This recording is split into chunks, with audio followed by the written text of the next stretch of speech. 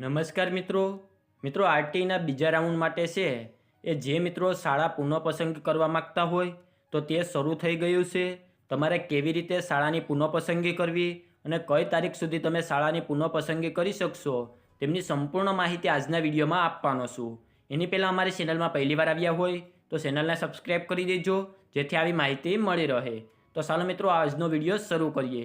અને જે વાલી મિત્રો પોતાની રીતે શાળાની પુનઃપસંદગી ના કરી શકે તો અમે તેમની શાળાની પુનઃપસંદગી કરી આપીશું।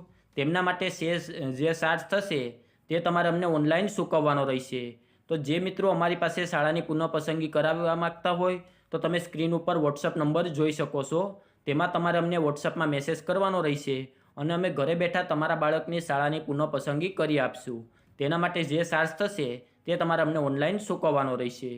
તો હવે તમારે શાળાની પુનઃપસંદગી કરવા માટે છે એ આરટીની વેબસાઇટ ઉપર જવાનું રહેશે, જેમની લિંક વિડીયોના ડિસ્ક્રિપ્શનમાં પણ આપેલી છે। અન્યથા તમારી પાસે જે કોઈ પણ વેબ બ્રાઉઝર હોય તેમાં તમારે RT.org ગુજરાત સર્ચ મારવાનું રહેશે, એટલે તમે વેબસાઇટ ઉપર આવી જશો।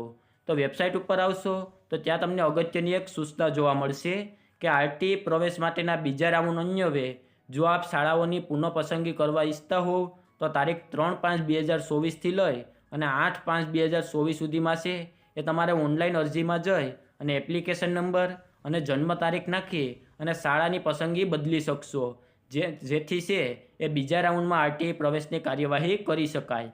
તો તેના માટે નીચે 4 ટેબ આપેલા છે, તેમાંથી કોઈ પણ એક ટેબ ઉપર તમે ક્લિક કરી અને શાળાની પુનઃપસંદગી કરી શકો છો। તો તમે 4માંથી કોઈ પણ એક ટેબ ઉપર ક્લિક કરશો એટલે તમારી સામે એક બીજું નવું પેજ ખુલી જશે, જેમાં તમારે તમારા એપ્લિકેશન નંબર અને ડેટ ઓફ બર્થ નાખી અને સબમિટ બટન ઉપર ક્લિક કરવાનું રહેશે।